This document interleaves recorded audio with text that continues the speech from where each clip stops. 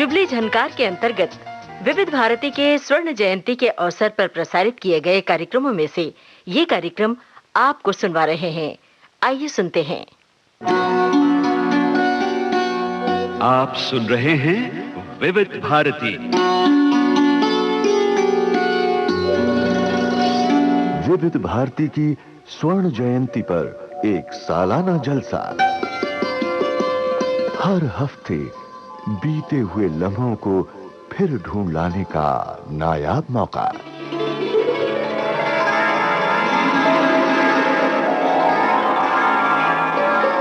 विशेष कार्यक्रम स्वर्ण स्मृति।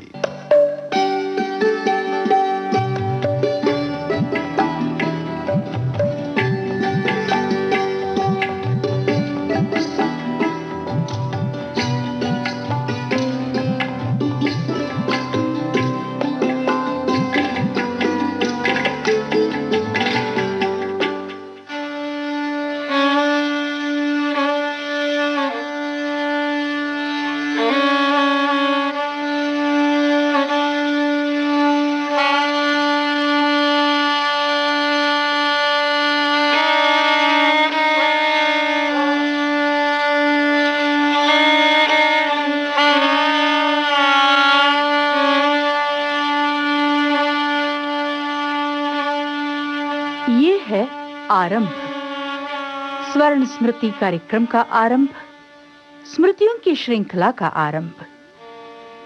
और ये स्मृतियां हैं उस प्रसारण सेवा की जिसका नाम है विविध भारती। 49 वर्षों का ये सफर, 50वां वर्ष आरंभ। मित्रों, समय हमेशा अपना चरण आगे बढ़ाता है, लेकिन स्मृतियों का हाथ थामे हम पहुंच सकते हैं फिर उसी काल बिंदु पर जहां हुआ था आरंभ। जी, जहां हुआ था जन्म विविध भारती का 3 अक्टूबर 1957। समय के साथ विविध भारती ने अपना कदम बढ़ाया है स्वर्ण जयंती वर्ष की ओर।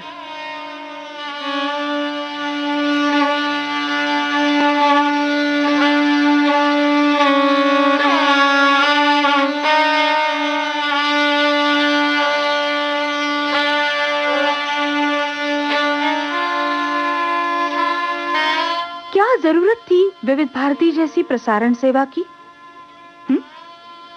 हम आज जिसे कमर्शियल नेशनल नेटवर्क चैनल कहते हैं, उसकी जरूरत क्यों हुई थी?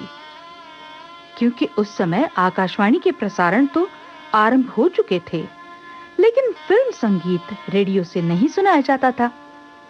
श्रोताओं को सिने संगीत की जो भूख थी, उस भूख को मिटाने वाले व्यंजन परोसते थे केवल 2 केंद्र, रेडियो सिलोन और पणजी में रेडियो गोवा। अर्थात सिलोन और गोवा रेडियो से फिल्म संगीत का प्रसारण श्रोताओं को तृप्त करता था। इसी कारण एक नया चैनल, एक नई प्रसारण सेवा का आरंभ जरूरी था।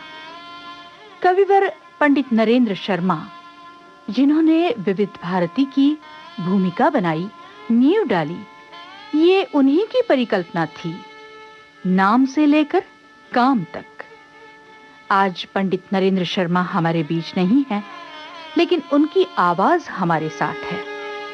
आइए सुनते हैं। वो आवश्यकता क्या थी कि हमारे इतने बड़े संस्थान में, जिसको कि आकाशवाणी कहा जाता था, अनेक ऐसे कार्यक्रम थे कि जो निष्णात बुद्धिजीवी श्रोता ज्यादातर उसके लिए थे।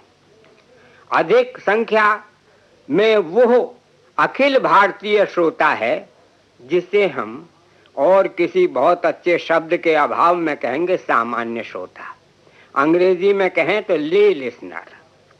अब सामान्य श्रोता की जो आवश्यकताएं थीं, उसमें विविधता भी होनी चाहिए और भारतीयता भी होनी चाहिए।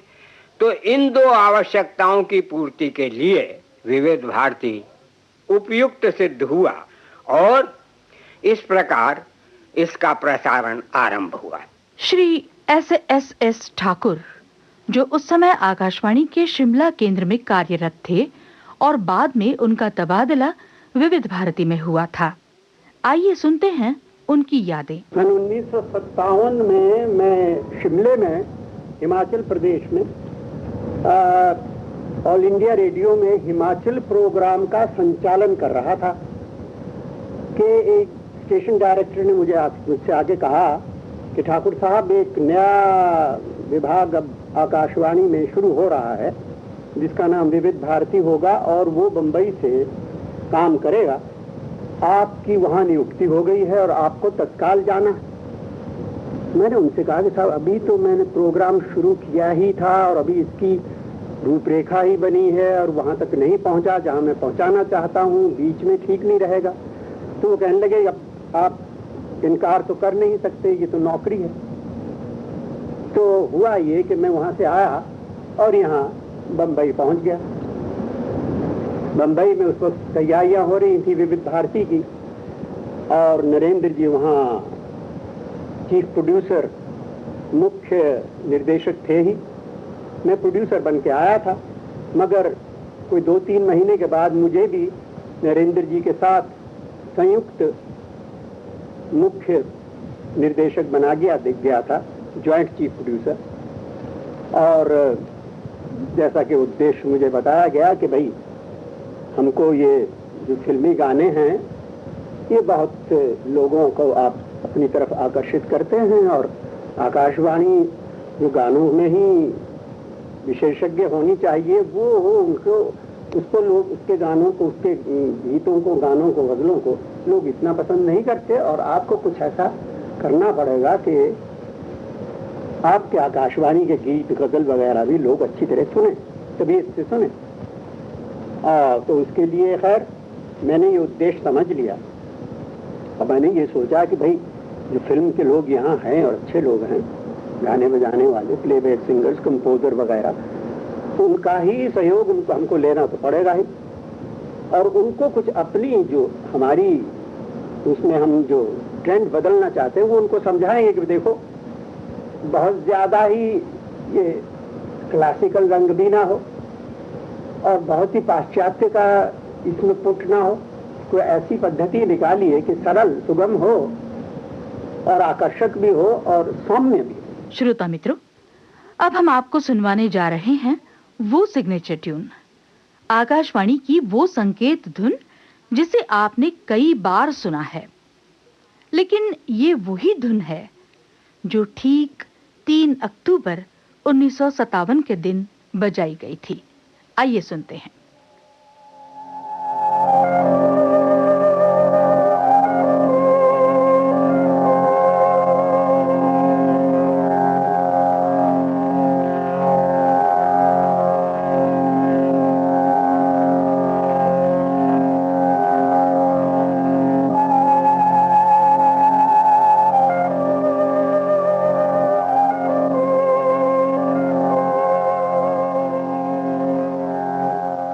संगीत की ये लहरें रेडियो की बोलचाल में सिग्नेचर ट्यून कही जाती हैं। आकाशवाणी केंद्रों से जब भी किसी सभा का आरंभ होता है तो इसी सिग्नेचर ट्यून से होता है। लेकिन 3 अक्टूबर 1957 को सुबह 10:13 पर जब ये सिग्नेचर ट्यून शॉर्ट वेव 19 और 25 मीटर बैंड की तरंगों पर चढ़कर रेडियो सेटों तक पहुंची थी, उस दिन एक नई बात हुई थी। और वो नई बात ये थी कि उस दिन ये धुन आकाशवाणी के पंचरंगी कार्यक्रम विविध भारती के जन्म की सूचना थी।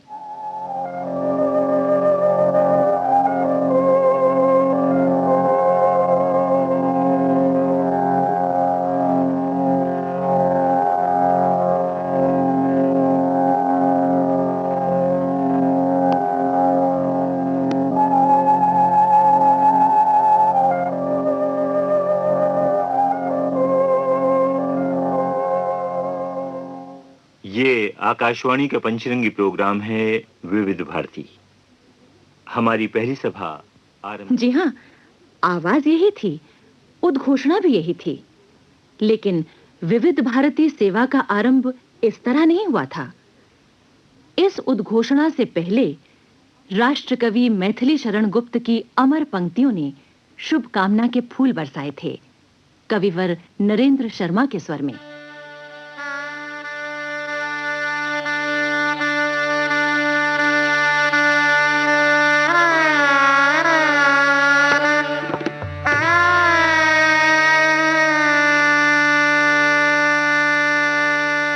मानस भवन में आर्यजन जिसकी उतारे आरती, भगवान भारत वर्ष में गूंजे हमारी भारती।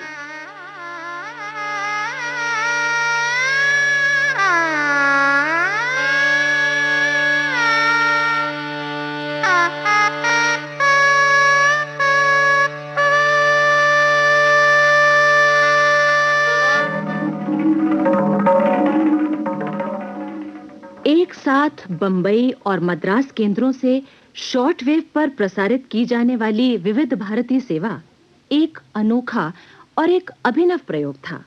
सच पूछिए तो उस समय इसकी आवश्यकता भी बहुत थी, और आरंभ होते ही विविध भारती तुरंत फुरत लोकप्रियता की सीढ़ियां चढ़ने लगा। फिर देखते ही देखते सीढ़ियां आसमान छूने लगीं और विविध भारती ने रेडियो सेट को परिवार का लाडला सदस्य बना दिया।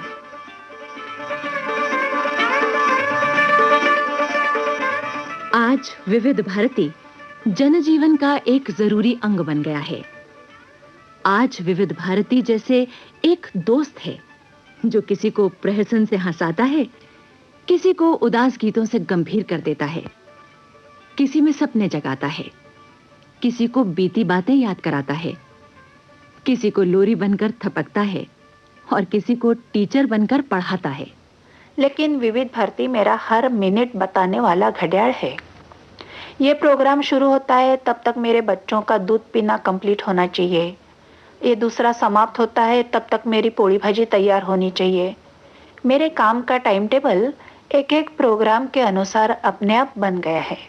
और हाँ, विविध भारती सिर्फ मेरी घड़ी नहीं, वो जो मनोरंजन करती है ना, उससे तो मेरी भागम भाग कई गुना हल्की हो गई, ऐसा लगता है। जनजीवन से इस तरह जुड़ने का संकल्प विविध भारती ने पहले ही दिन से कर लिया था। इसलिए पहले ही दिन से एक कार्यक्रम शुरू किया गया, पत्रावली। उसका मुख्य लक्ष्य तो ये था कि श्रोताओं के पत्र आएंगे, उनके उत्तर दिए जाएंगे। इसलिए पूरे एक सप्ताह तक पत्रावली में हमारा पत्र श्रोताओं के नाम गया और वो प्रसारित हुआ। अब मनोरंजन इत्यादि जो कार्यक्रम होते थे, जो श्रोताओं के आदेश पर हम करते थे, तो उन कार्यक्रमों में पूरा ये प्रयत्न किया गया कि व्यर्थ के नाम कभी न दिए जाएं। आज कहने में कोई हर्ज नहीं है कि विविध भारती इस तंत्र का जो शुभारंभ हुआ था, एक प्रकार से कुटीर उद्योग के रूप में हुआ था, लेकिन हमारे कार्यकर्ताओं का उत्साह, उसके बल पर यह कार्यक्रम उत्तरोत्तर उन्नति करता चला गया। बंबई और मद्रास, ये दो केंद्र विविध भारती के लिए इनकी विशेष भौगोलिक स्थितियों के कारण चुने गए थे। बंबई से उत्तर और पश्चिम भारत के श्रोताओं तक पहुंचना था और मद्रास केंद्र से पूर्व और दक्षिण के श्रोताओं तक। मद्रास की अनाउंसर थी राज्य लक्ष्मी। मैं वहां तेलुगु अनाउंसर थी। शाम की सभा शुरू होने को थी। विविध भारती के अनाउंसर उस समय न जाने कहां लोप हो गए, तो मुझसे सभा आरंभ करने के लिए कहा गया। मैंने सभा की ओपनिंग अनाउंसमेंट और पहले कार्यक्रम की अनाउंसमेंट की। मुझे याद है, इस कार्यक्रम में कर्नाटक वाद्य संगीत प्रस्तुत किया गया था और उसके बाद 7 बरस तक मैं विविध भारती के अनाउंसर रही। विविध भारती की शुरुआत के दिन इसे शुरू करने वालों को शायद अंत तक नहीं भूलेंगे। बंबई चैनल के पहले अनाउंसर शील वर्मा का कहना है, जो कार्यक्रम एक छोटे से रूप में शुरू किया गया था, एक दिन इतना विराट हो जाएगा, ये उस समय किसी ने सोचा भी न था। इस प्रोग्राम की सफलता का सिर्फ एक ही कारण रहा जो मेरी समझ में आता है, और वो है उस समय का स्वतंत्र वातावरण। इस कार्यक्रम को बनाने में जितनी आजादी दी गई थी वो शायद आकाशवाणी के इतिहास में मैंने फिर कभी नहीं देखी। और शील वर्मा ही क्यों, शौकत कैफी भी कुछ ऐसा ही महसूस करती हैं। हवा महल में हमको आजादी थी कि हम चाहें तो 15 मिनट का ड्रामा लिखकर खुद प्रोड्यूस कर सकते थे और उसमें एक्टिंग भी कर सकते थे। और ये मेरी खुशनसीबी है कि मनचाहे गीत जिसमें लोगों की फरमाइश के फिल्मी रिकॉर्ड बजाए जाते थे मेरी आवाज से शुरू हुआ। गजरा जो मुख्तलिफ गजलों और गीतों का गुलदस्ता हुआ करता था और जिसे रफत सरोज पेश करते थे उसे कंपेयर करने का शर्फ भी मुझे हासिल था। वो बहुत ही दिलचस्प दिन थे। शौकत कैफी ने वैसे अब रेडियो छोड़कर फिल्मों से नाता जोड़ लिया है, लेकिन उनके घर में रेडियो की सुई आज भी विविध भारती पर अटकी हुई है। और क्यों ना हो, विविध भारती के अधिकतर प्रोग्राम फिल्मी गीतों पर ही तो आधारित हैं। जय जय शिव शंकर, लगे न शंकर। जमाना ये समझा के हम पी के आए जूली, I love you रंबा हो। हाय दिल तेरे बिना नहीं लगता। ये फिल्मी गाने जो विविध भारती की लोकप्रियता का मेरुदंड हैं, शायद इतनी बड़ी तादाद में इतने अधिक श्रोताओं तक एक साथ कभी नहीं पहुंच पाते अगर फिल्म प्रोड्यूसर्स की रजामंदी से विविध भारती ने एक क्रांतिकारी कदम न उठाया होता। वो कदम सचमुच क्रांतिकारी था जिसके लिए विविध भारती फिल्म प्रोड्यूसर्स का सदा आभारी रहेगा। हुआ यह था कि एक से अधिक ट्रांसमीटर्स से एक जैसे प्रोग्राम सुनवाना संभव नहीं था उस समय तक, जब तक कि उन्हें टेप पर न उतार लिया जाए। क्यों कि ग्रामोफोन रिकॉर्ड्स को टेप करना कानून विरुद्ध था और अब भी है। लेकिन फिल्म प्रोड्यूसरों ने सिर्फ विविध भारती को ये गाने टेप करके एक बार ब्रॉडकास्ट करने की छूट दी। आज विविध भारती का सारे देश में जो जाल फैला हुआ है उसका ताना बाना इसी छूट पर आधारित है। जहां विविध भारती ने अपने प्रोग्राम रिकॉर्ड करने शुरू किए थे, वहां आज बंबई का दूरदर्शन केंद्र बना हुआ है, जिसके आंगन में खड़ी 300 फीट ऊंची टीवी की मीनार मीलों दूर से देखी जा सकती है।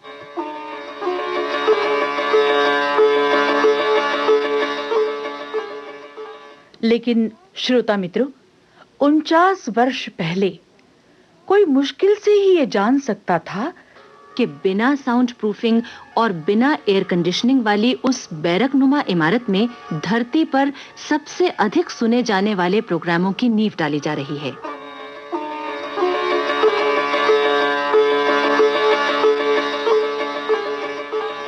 शुरू के वो दिन सचमुच बड़ी मुश्किलों, बड़ी मेहनतों के दिन थे। और वो दिन शुरू के प्रोग्राम प्रोड्यूसर्स की यादों में आज भी तारों की तरह टिमटिमाते हैं।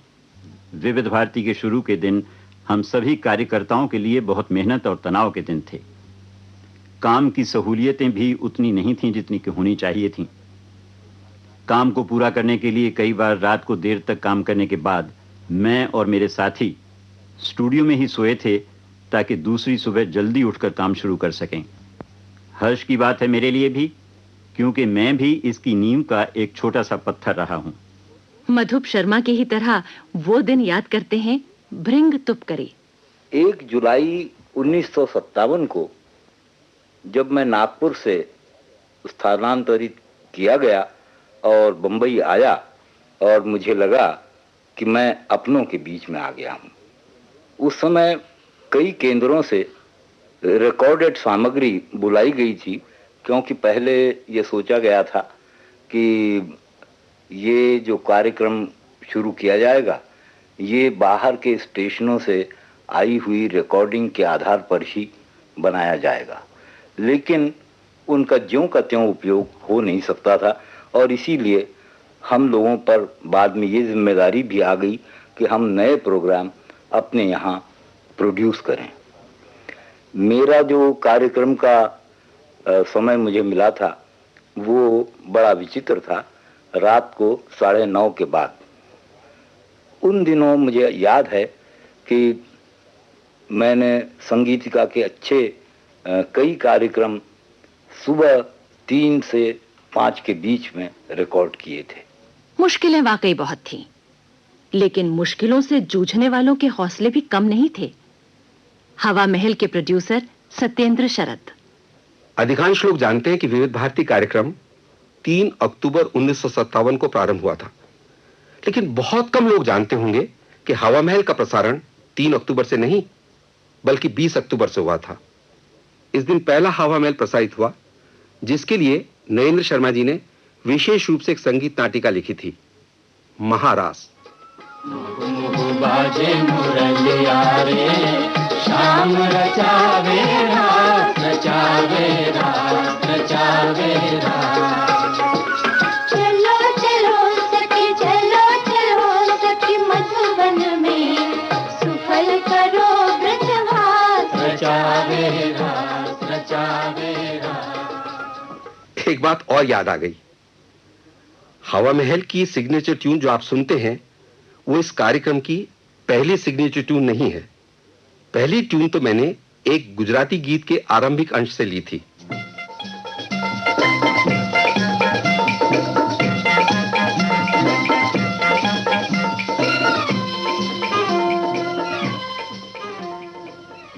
ये सिग्नेचर ट्यून जो अभी आपने सुनी, ये 2-3 वर्ष चली।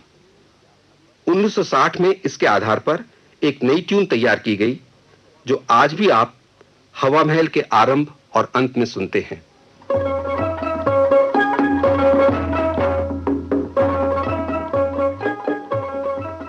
बात सिग्नेचर ट्यून्स की चल पड़ी है, तो चलिए कुछ देर ठहरकर उन सुरीली धुनों की याद ताजा कर लें जो लगभग हर कार्यक्रम के आरंभ और अंत में सुनाई देती थीं। सबसे पहले वंदनवार।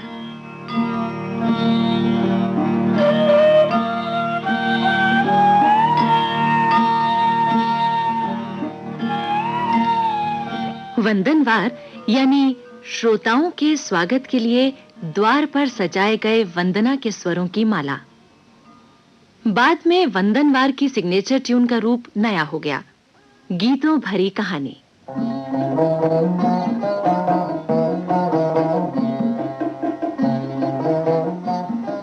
फौजी भाइयों की फरमाइश के फिल्मी गीतों का कार्यक्रम जयमाला।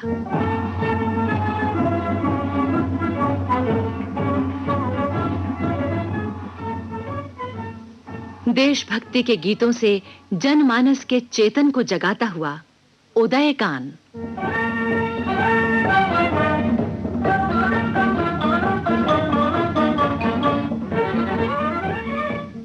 सतरंगी मनोरंजन की छटा से मन को लुभाता हुआ इंद्रधनुष।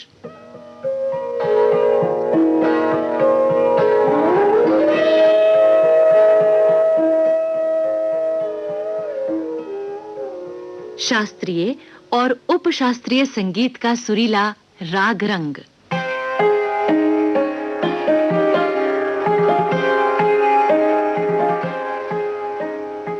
लोक संगीत की हवाओं से महकता हुआ चौवारा।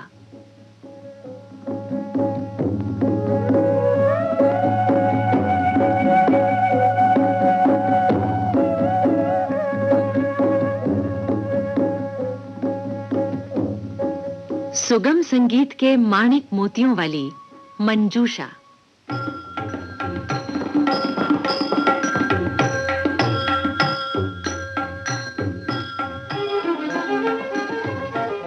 गजल और नगमों के फूलों से गूंथा गया गजरा।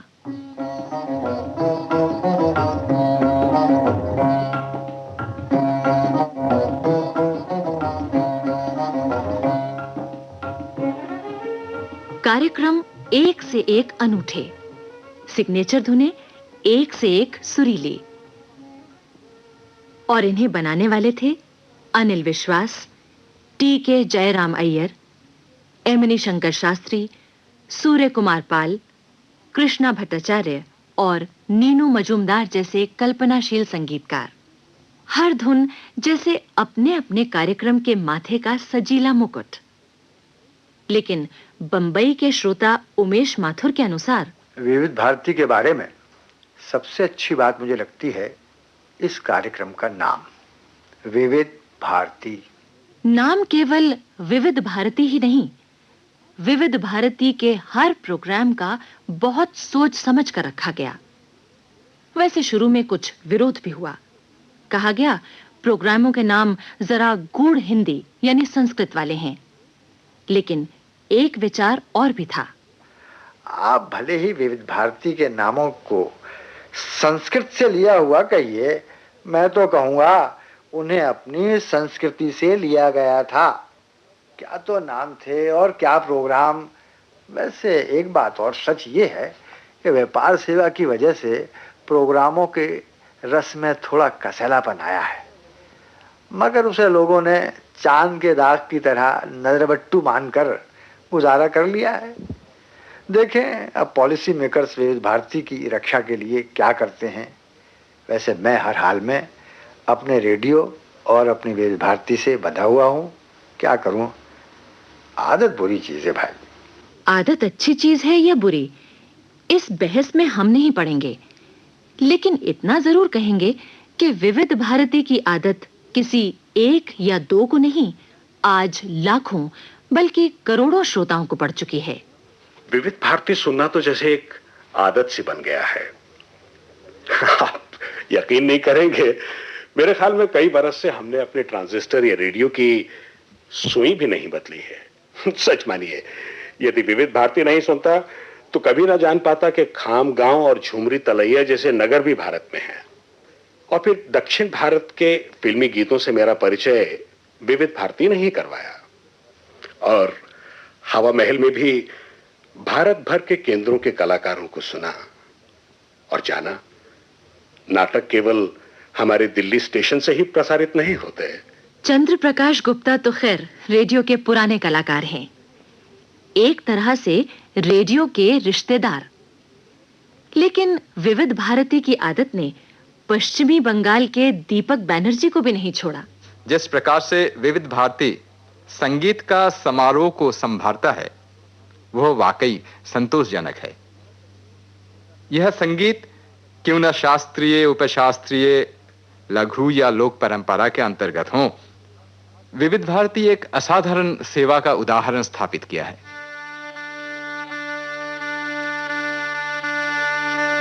विविध भारती सबका जाना पहचाना नाम, 49 वर्ष का लंबा सफर तय कर लिया हो जिसने, स्वर्ण जयंती वर्ष में चरण रखा हो जिसने, हर पड़ाव पर कितना कुछ देखा होगा, सोचा होगा, समझा होगा विविध भारती ने। हर मुकाम पर कितने ही स्वर जुड़े होंगे, कितनी हस्तियों ने हाथ बढ़ाकर योगदान दिया होगा, कितने कितने बदलाव आए होंगे, कितने ही आमूल-चूल परिवर्तनों को झेला होगा विविध भारती ने, अपने आप में समाया होगा। उन सभी पड़ावों पर, उन क्षणों के साथ हम रुकेंगे, उन सहकर्मियों से बातें करेंगे और समय साक्षी कार्यक्रमों को भी सुनते जाएंगे। लगातार हर शनिवार स्मृतियों के तार छेड़ेंगे, स्मृतियों की रेशम लड़ियों के साथ जुड़कर हम उसी काल बिंदु पर पहुंचेंगे। फिर मिलेंगे, पुनः पुनः भेंट होगी। आज बस यहीं रुकते हैं। नमस्कार। स्वर्ण स्मृति विविध भारती के स्वर्ण जयंती वर्ष के उपलक्ष्य में आयोजित कार्यक्रम की ये थी पहली कड़ी। प्रस्तुति थी कांचन प्रकाश संगीत की।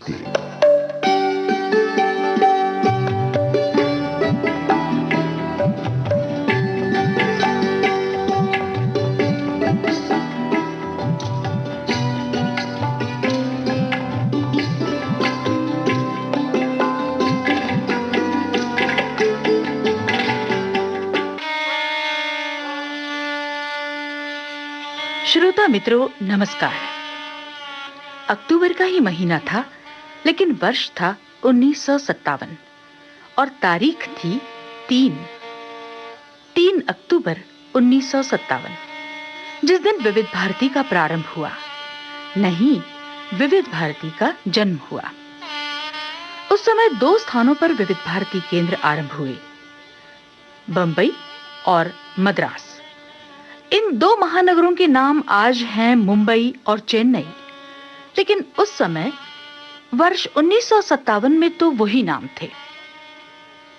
और विविध भारती को पहुंचना था बंबई केंद्र से उत्तर और पश्चिम भारत के श्रोताओं तक, और मद्रास से पूर्व और दक्षिण भारत के श्रोताओं तक।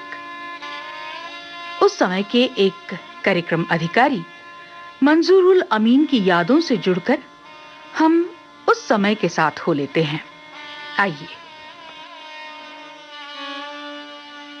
उस जमाने में विविध भारती के सिर्फ 2 ट्रांसमीटर्स थे, 100 किलोवाट शॉर्ट वेव, दोनों ही बड़े शक्तिशाली ट्रांसमीटर हमारे, एक बंबई में और दूसरा मद्रास में। मद्रास के लिए प्रोग्राम बंबई में तैयार होता था और रात के जहाज से अगले दिन का प्रोग्राम मद्रास भेज दिया जाता था।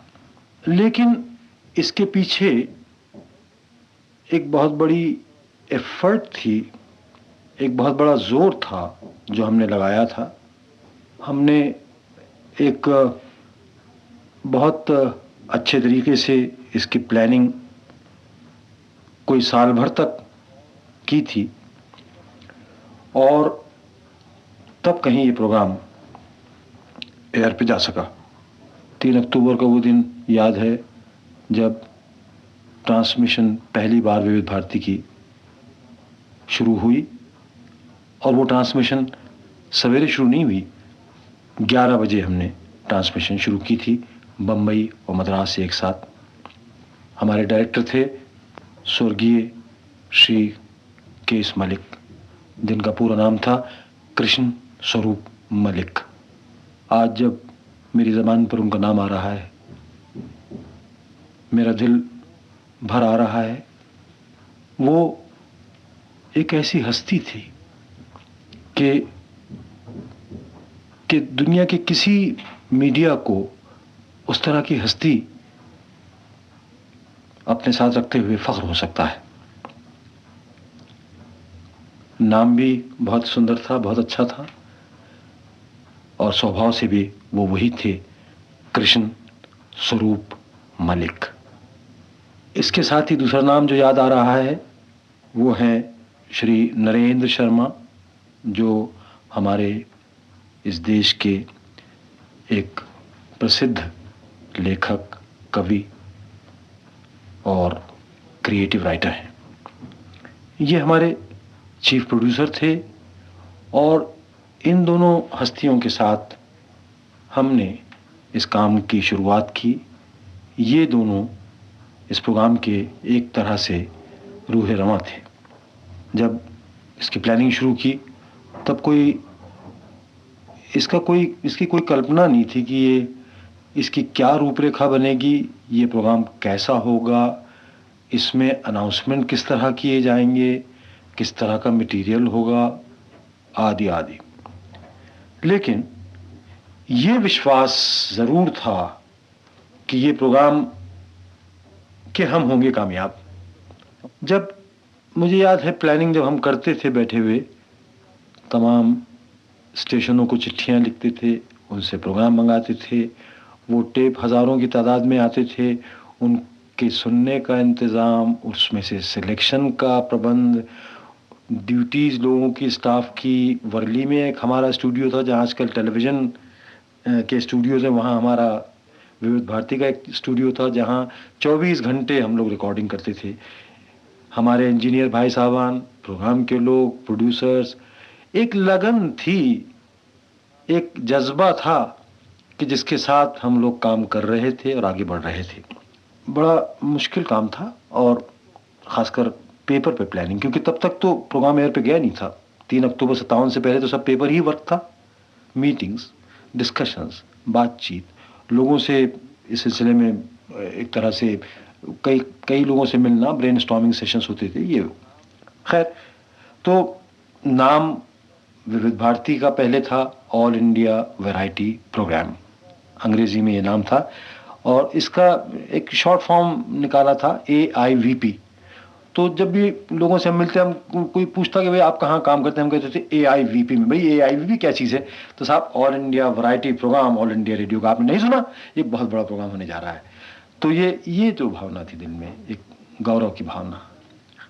लेकिन साथ ही ये भी ज़रूरी था कि शब्द तो अंग्रेजी के थे, इसका कोई हिंदी भी नाम होना चाहिए, और नाम हुआ इसका जो आज आप और हम सब जिससे वाकिफ हैं, विविध भारती। अब विविध भारती को सेगमेंट उसके बनाने थे, 15 मिनट का प्रोग्राम, आधे घंटे का प्रोग्राम, 5 मिनट के प्रोग्राम, और उन प्रोग्रामों को एक आइडेंटिटी देनी थी, और फिर नाम उनके ऐसे देने थे उन चंक्स के वो आसानी से जबान पे चढ़ जाएं, और लोग उनको जब भी दोहराएं तो उनमें अपने आप में वो आसान हो और म्यूजिकल हो। और मुझे, आप जानते हैं कैसे कैसे नाम दिए गए। आज भी आप सोचिए, रसवंती, गजरा, हवा महल, मनोरंजन, चौबारा, मन चाहे गीत, ये सब नाम हैं विविध भारती के। लेकिन आज उनकी अपनी आइडेंटिटी है, और धीरे धीरे ये आइडेंटिटी बनी। प्रोग्राम शुरू में बहुत थोड़े टाइम के लिए होता था, लेकिन बेसिकली बुनियादी तौर पर आइडिया ऐसा था कि हर किसी ने उसे पसंद किया और कहा कि वाह वाह, ये तो एक नई चीज़ सामने आ रही है, और इसको हम चाहते हैं कि और काम आगे बढ़े और ड्यूरेशन इसका ज़्यादा हो। पीछे की तरफ मुड़ के देखता हूँ तो मुझे वो दिन भी याद आया आज, 4 अक्टूबर 1957 विविध भारती को शुरू हुए सिर्फ एक दिन हुआ था, लेकिन ये दिन कोइंसाइड कर गया उस दिन से जब इंसान ने अंतरिक्ष पर विजय पाई, जब रूस ने अपना पहला खलाई जहाज अंतरिक्ष में भेजा, जिसका नाम था स्पुतनिक। दुनिया भर के अखबारों में ये खबर छपी, हमने भी इसको सुना, पढ़ा सुबह में, और साथ ही हमने अपने इंजीनियर्स जो थे हमारे साथी, उनसे पूछा कि ये सब क्या कुछ हो रहा है, सैटेलाइट है क्या और किस तरह से होता है। तो उन्होंने हमें उसकी थ्योरी वगैरह बताई, और शाम होते होते कुछ ये पता चला कि ये जो स्पुतनिक है ये बंबई के ऊपर से शाम में 7:40 पर गुजरेगा। हमने कहा साहब ये गुजरेगा तो ये 36,000 किलोमीटर पे, geosynchronous with the orbit of the earth. अब वो गुजरेगा तो अब गुजर जाएगा साहब एक फ्लैश में, हम बंबई वालों को क्या पता। तो इंजीनियर्स जो हमारे दोस्त थे उन्होंने कहा नहीं, हम इसकी आवाज भी आपको सुनवा सकते हैं। हमने कहा वंडरफुल। हमने कहा वक्त बताइए, उन्होंने वक्त बताया, और उसके साथ हमने कहा लगाइए टेप रिकॉर्डर और कनेक्ट करिए। लिहाजा उन्होंने उसको कनेक्ट किया, और जब 7:40 पर ठीक वो बंबई से गुजरा ऊपर से, तो उसमें से 6 आवाजें निकली, एक ही किस्म की आवाज, beep beep beep beep beep beep. ये आवाज हमने टेप रिकॉर्डर पर रिकॉर्ड की, और हमने उसी रात में इसके बारे में अनाउंसमेंट किया और लोगों को बताया कि साहब जो सैटेलाइट गुजरा है बंबई से, तो उसकी आवाज़ हम आपको सुनाने जा रहे हैं, और थोड़ा सा ब्रीफली सैटेलाइट की हिस्ट्री बताई कि सैटेलाइट होता क्या है। तो ये वो उसकी ये शुरुआत थी सैटेलाइट की, और वो हमने उसकी आवाज़ हिंदुस्तान भर में विविध भारती के प्रोग्राम में अपने सुनने वालों को सुनाई। और यकीन मानिए 1 हफ्ते के अंदर अंदर, जहां तक मुझे याद है, कोई 1000 के करीब खत आए, पत्र आए हिंदुस्तान भर से, जहां लोगों ने सुना था और कहा था साहब अगर ये विविध भारती है तो हम समझते हैं कि ये प्रोग्राम आज ही के दिन से कामयाब है। कल की तो बात आने वाली, कल की बात हम नहीं करेंगे, लेकिन आज ही से कामयाब है और आगे बहुत बड़ी कामयाबी इसको होगी। तो बहुत मन में विचार आ रहे हैं, बहुत सी बातें याद आ रही हैं, बहुत से साथियों के नाम याद आ रहे हैं जिन्होंने अपना पसीना बहाकर, अपना खून देकर इस पौधे को, इस बीज को पौधा बनाया और ये पौधा आज बहुत बड़ा वृक्ष, बहुत बड़ा पेड़ बन गया है, जिसकी छत्र छाया के तले बहुत से लोग हैं। करोड़ों हिंदुस्तान के, हमारे देश के सुनने वाले हैं, जो अपने अपने ट्रांजिस्टर, हमारे वो किसान भाई जो खेतों में काम कर रहे हैं, हल जोत रहे हैं, लेकिन साथ ही एक छोटा सा ट्रांजिस्टर उनके पास है और खेतों में, मैं गया हूं, खेतों खलिहानों में आवाज गूंजती है, ये विविध भारती है, आकाशवाणी का पंचरंगी प्रोग्राम। श्रोता मित्रों, आरंभ तो हो गया। हमने आपको यह भी बताया कि मुंबई में आज जहां दूरदर्शन केंद्र स्थापित है, वहां पहले थी विविध भारती की पहली बस्ती। धीरे धीरे कार्यक्रम बढ़ने लगे। फिल्मी गीत, वाद्य संगीत, नाटक, वार्ताएं, कविताएं। विविध भारती का पंचरंगी कार्यक्रम सजने लगा, संवरने लगा। विविध भारती को लोकप्रियता प्राप्त हुई। न केवल प्राप्त हुई, द्रुत गति से बढ़ने लगी। सफलताएं मिलने लगी तो सुविधाओं की जरूरतें बढ़ने लगी और तब फैसला किया गया विविध भारती को बंबई से समेटकर आकाशवाणी दिल्ली के नए स्टूडियो में पहुंचाने का।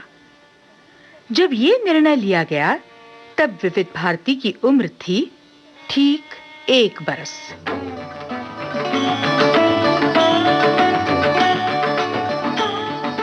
दिल्ली पहुंचकर विविध भारती ने पहला काम किया 1.5 घंटे प्रतिदिन कर्नाटक संगीत सभा का आरंभ। इस सभा में तमिल, तेलुगु, कन्नड़ और मलयालम भाषाओं के सुगम, लोक, शास्त्रीय और फिल्मी संगीत के फूल सजाकर विविध भारती ने उत्तर की हवाओं में भी दक्षिण की सुगंध फैला दी।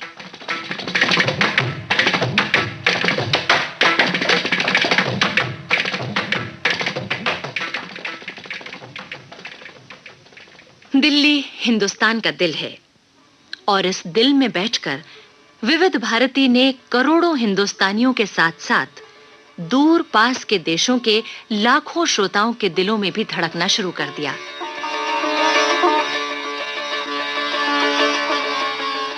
विविध भारती के प्रोग्रामों की विविधता इसकी लोकप्रियता का मूल मंत्र थी।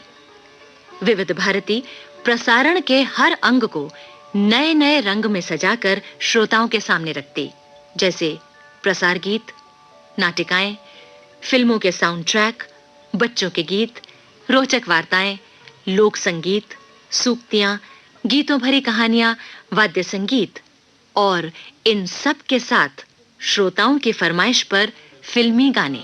जिगर ये कौन जो दिल पर छाया, क्या बात है उस परवाने की, दिल की कहानी रंग लाई है। झूम झूम के नाचो आज, नाचो आज। कैसा है ये बंधन अनजाना, आज फिर मरने का इरादा है।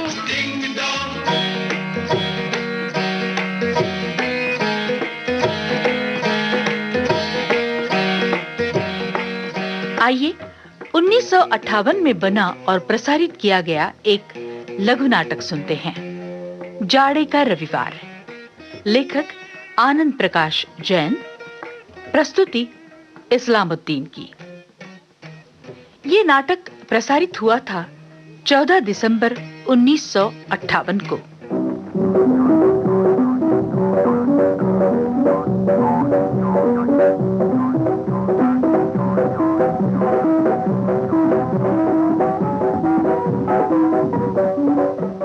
मैंने कहा तुम आज उठकर नहा धोगी नहीं, 12:15 बज रहे हैं। अरे तो क्या रोज रोज इतवार आता है, कम से कम आज के दिन तो हमें चैन लेने दिया करो श्रीमती जी। लेने से तुम्हें कौन रोकता है जी, पर कोई हद भी तो होती है।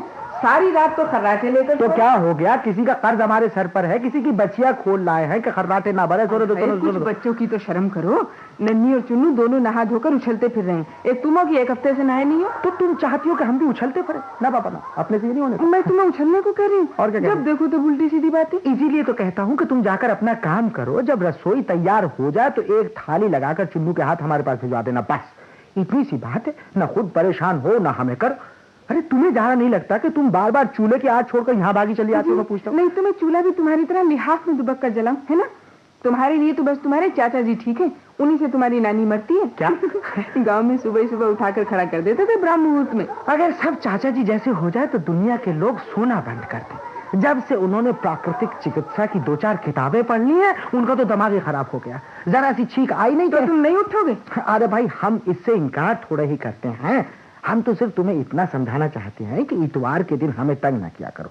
देखती नहीं, आज सर्दी भी और रोजों से ज्यादा ही है। अच्छा तो तुम सर्दी सहते रहो, मैं थाली यहाँ नहीं भेजूंगी, मुझे भी कसम है। तो हमें भी कसम है, आज हम बिस्तर से जमीन पर पैर नहीं रखेंगे। अच्छा मैं देखूंगी कैसे मर्द हो और कैसी कसम निभाते हो। अजी तुमने अभी मर्दों की कसम देखी ही कहाँ है? एक अकेले हम ही तो तुम्हारे पल्ले पड़े। अच्छा तो सुनो, हाँ कुछ शर्त लगाओ ना। शर्त? शर्त की क्या जरूरत है? जब महाराज भीष्म ने प्रतिज्ञा की थी तो क्या कोई शर्त बांधी थी उन्होंने? हाँ? शर्त वो लोग लगाते हैं जो कमजोर दिल के होते हैं। अच्छा, शर्त से कतराना पहली कमजोरी है। अच्छा ये बात है। तो शर्त ही सही, बोलो कितने की? अगर तुम 2 बजे तक बिस्तर से उठ गए तो हम सबको मैटनी शो दिखाना पड़ेगा। और अगर हम 3 बजे तक भी ना उठे तो तुम्हारे जो 10 रुपए हमने कर्ज ले रखे हैं उनसे छुट्टी। अच्छा जी, मेरे रुपए हड़पने की जी में है। कोई बात नहीं, यही सही। पक्की? पक्की। अगर हम फिरे तो हम मर्द नहीं, और अगर तुम फिरी तो तुम हमारी पत्नी नहीं, यानी कि हम दूसरी शादी कर लेंगे। अरे जाओ, मुंह धो रखो। अब 2-2 बच्चों पर दूसरी घर में लाओगे? कान खोल कर सुन लो, आज चाचा जी आ रहे हैं गांव से। तुम तो अभी से तिगड़म लड़ाने लगी। मैं जानता हूँ चाचा जी रविवार को कभी आएंगे ही नहीं। आज के दिन तो कचहरी बंद रहती है। पर आज वो जरूर आएंगे। आज वकीलों से मिलना है उन्हें। कल शाम चिट्ठी आई। ये झांसा किसी और को देना। कल शाम पोस्टमैन मेरे सामने से निकला था। जाती दफा निकला होगा, यकीन नहीं आता तो ये रही उनकी चिट्ठी। ये लो। देखो, वकीलों से मशवरा करना है मार्तिया, और 14 तारीख को आ रहा हूँ मगर 12 बजे के लगभग। बाप रे बाप, ये तुमने पहले क्यों नहीं बताया भाई? ये क्या है? सिनेमा देखने के लिए। ओह, ये तो बुरा हुआ। खैर, तुम्हारा तो फिक्र नहीं है, तुम तो चाचा जी से बोलती ही नहीं। मगर बच्चे, सुनो नन्नी, और बेटे कहाँ चले गए? जल्दी आओ, भाग के जल्दी आओ, जल्दी आओ, जल्दी आओ। अरे वहाँ बातें मत करो, यहाँ के बातें करो। सुनो बेटा, तुम हमारे राजा बेटे हो ना? तो चुनू राजा बेटे, देखो आज तुम्हारे छोटे बाबा जी आ रहे हैं गांव से। हमने तुम्हारी अम्मा से शर्त लगाई है कि हम आज 2 बजे तक। 2 बजे नहीं, 3 बजे। अच्छा 3 बजे सही। तो बेटा 3 बजे तक हम बिस्तर से नहीं उठेंगे। तुम हमारे राजा बेटे हो ना, और नन्नी तुम हमारी रानी बिटिया हो। हम चाचा जी से जो बहाना करें उसे बेटे झूठलाना नहीं। बस तुम दोनों बीच में बोलना नहीं, बाकी हम सब ठीक कर लेंगे। अच्छा पिताजी, मैं शर्त वाली बात बिल्कुल नहीं बताऊंगा। शाबाश। अरे तुम तो मर्द बच्चे हो। मर्द बच्चा ही मर्द की बात समझता है। और मैं बेटा, अरे तू ना रो बिटिया, तू ना रो। तेरा भी जवाब नहीं है। तुझे हम सैंडल पहनाएंगे और गुड़िया ला के देंगे, मिठाई देंगे। अरे वाह वाह, रानी बिटिया हो तो ऐसी हो। तुम्हें मार तो मैं कुछ भी नहीं कहूंगी। शाबाश शाबाश शाबाश, वाह। ये कौन है? ये लो, वो आ गए। मैं चलती हूँ रसोई में। अपनी प्रतिज्ञा याद रखना। बिल्कुल। जा, दरवाजा खोल दे जाके। सुन सुन सुन, बाबा जी को हाथ जोड़कर नमस्ते करना अच्छे बेटे की तरह। नन्ही बिटिया, वो अलमारी में से जो लाल स्याही की शीशी रखी है लाकर रखते यहाँ जरा मेज पर। अरे दवाई मालूम दे दी। दवाई। शाबाश चुन्नू बेटा, फिर बच्चे इसी तरह साफ सुथरे और स्वच्छ रहते हैं। सुबह उठकर ठंडे पानी में नहाए हो ना? हाँ बाबा जी। शाबाश, अब तो तुम समझदार होते जा रहे हो। जय गोपाल जी की चाचा जी। जय गोपाल जी की। जय गोपाल जी की। ये क्या? फिर चारपाई पकड़ ली तुम? ये क्या हिमाकत है? जाड़ा चढ़ रहा है चाचा जी, सारा बदन टूट रहा है। हाय राम। मैं अच्छी तरह समझता हूँ, तूने जरूर बदपरहेजी की हो। 100 बीमारियां एक तरफ, बदपरहेजी एक तरफ। बदपरहेजी तो कुछ नहीं की चाचा जी। मैंने तो कल रोटी खाई थी मूंग की दाल के साथ। हाँ, तो जरूर ज्यादा खा गया होगा। तू बचपन से ही बीमारियों को न्योता देता आया जी। सर में बड़ा भयंकर दर्द है चाचा जी, बड़ी पीड़ा है। हे भगवान। है, मैं अच्छे वक्त से आ गया हूँ। बुखार का तो मैं दुश्मन हूँ, दुश्मन। तुम लोग जरा सी नाक बही कि डॉक्टर के पास दौड़े। चाचा जी, ये सब उसी का नतीजा है। चुन्नू बेटा, तुम्हें वो असूल याद है? हाँ बाबा जी, पैर गरम, पेट नरम, सर ठंडा। आए बीमारी तो मारो डंडा। शाबाश। नन्ही बिटिया, तू बिलास के पैर से था। बेटा चुन्नू, एक लोटा ठंडा पानी और तौलिया ला। चाचा जी, अभी तो डॉक्टरी दवाई चल रही है, एकदम गर्म। ठंडा पानी तो एकदम उल्टा कर देगा। ये देखिए, ये रखी है लाल दवा की शीशी है। तो चुप रहे, बीमार आदमी को बोलने का हक नहीं। जा बेटा जा, जल्दी से तौलिया और ठंडा पानी और ये लाल शीशी सड़क में फोड़ता है। जल्दी कर दवाई। बाबा जी, ठंडे पानी में बर्फ डलवाता लाऊं? अबे ओ गधे के बच्चे, ठंडे पानी में बर्फ गर्मियों में डाला जाता है, कमारी डालने का इरादा है। देखो बहुत जल्दी से आते। अब वो शीशी कहाँ लेके जा रहा है? मेरी दवाई की शीशी। कोई जरूरत नहीं, एक अनीमा, बदन पर ठंडे पानी में भीगी चादर की लपेट, ऊपर से कंबल और सिर ठंडा। बिलास बुखार की मजाल नहीं कि रह जाए। जल्दी कर बेटा चुन्नू। अच्छा बाबा जी। अच्छा बाबा जी, वो बच्चे भाग यहाँ से। ठहरिए चाचा जी, अब जाड़ा जाता रहा, बिल्कुल जाता रहा। जाता कैसे रहेगा? ठंडी चादर की लपेट से जाएगा, पेट पर मिट्टी की ठंडी पट्टी रखी जाएगी, तब जाएगा। चाचा जी, बुखार उखार कुछ नहीं है, पेट में बड़े जोर का दर्द उठ खड़ा हुआ है। आप बैठिए, मैं अभी आया चाचा जी। अरे कहाँ जाता है, ठहर जा, पैर ठंडे हो जाएंगे, सिर धोकर जाइए। बस अब बुखार बिल्कुल नहीं रहा, अब बुखार बिल्कुल नहीं रहा चाचा जी, अब बुखार बिल्कुल नहीं रहा। श्रीमान मर्सी, अब मैटनी शो पक्का ना? हाँ बाबा पक्का, चाचा जी को भी आज ही आना था।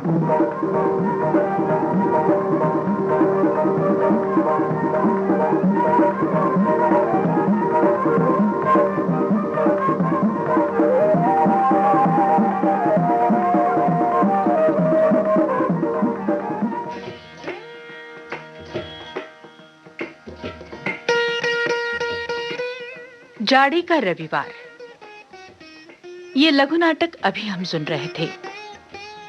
इसे पहली बार विविध भारती से प्रसारित किया गया 14 दिसंबर 1958 को। और अब पेश है वो तोहफा।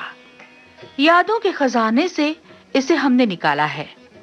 ये है एक व्यंग्य गीत, पैरोडी सॉन्ग। मूल गीत अख्तर शिरनानी का है, व्यंग्य रचना फिक्र तौंसवी की। ओ देश से आने वाले बता, यह प्रसारण हुआ था 14 जून 1959 को।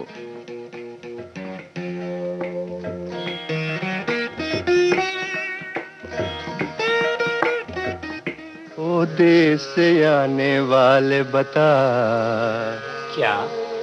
ओ देश से आने वाले बता, क्या? क्या देश मेरा खुश बसता है, क्या देश मेरा खुश बसता है, ओ देश से आने वाले बता, क्या देश मेरा खुश बसता है, क्या देश मेरा खुश बसता है। क्या अब भी वहाँ पर मच्छर नाम का शायर गजलें गाता है। नीना नी ना ना ना दे ना देने ना ना दरना, सुभान अल्लाह, ददारी ना ना ना ना रे ना ना। क्या अब भी वहाँ पर मच्छर नाम का शायर गजलें गाता है। क्या अब भी भैंस के आगे कोई आकल बीन बजाता है। और मेंढ की बेचारी को, और मेंढ की बेचारी को वहाँ क्या अब भी जुकाम सताता है। बता, अच्छी बता, नहीं आई, बता,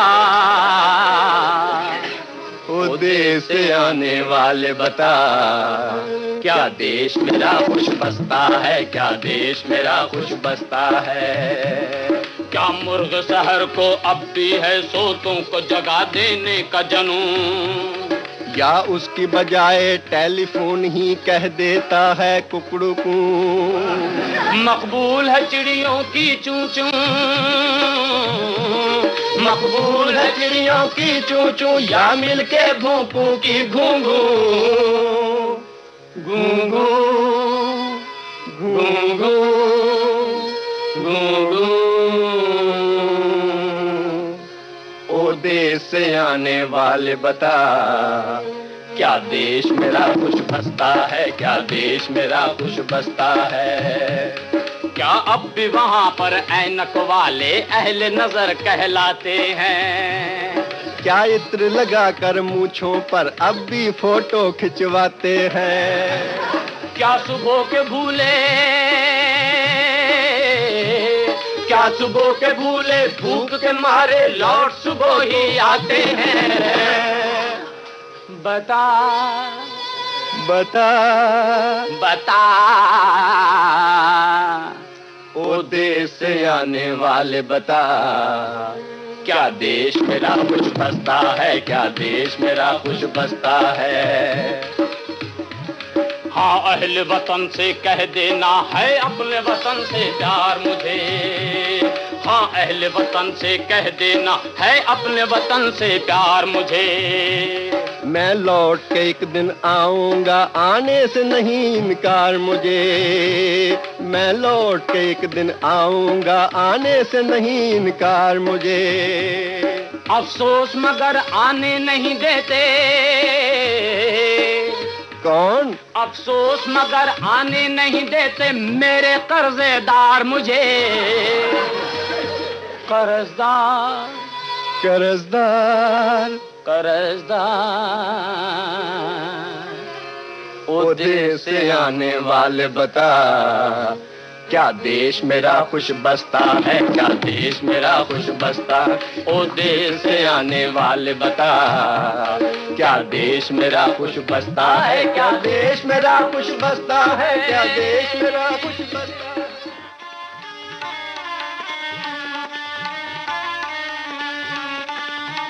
मित्रों, ये स्वर्ण स्मृतियों का सफर अपना जारी रहेगा। आज के पड़ाव पर बस इतना ही। फिर मिलेंगे अगले शनिवार। नमस्कार।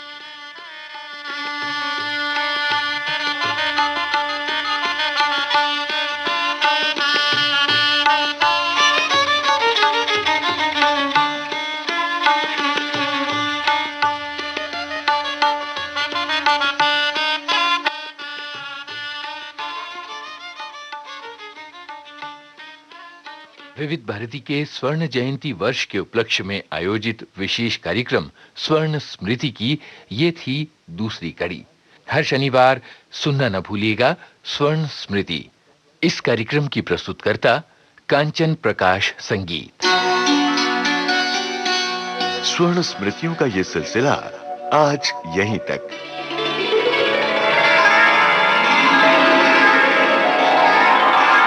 अगले सप्ताह विविध भारती की 50 साल यात्रा में से फिर ढूंढेंगे किसी छूट गए पड़ाव को। तो अगले शनिवार फिर सुनिए स्वर्ण स्मृति।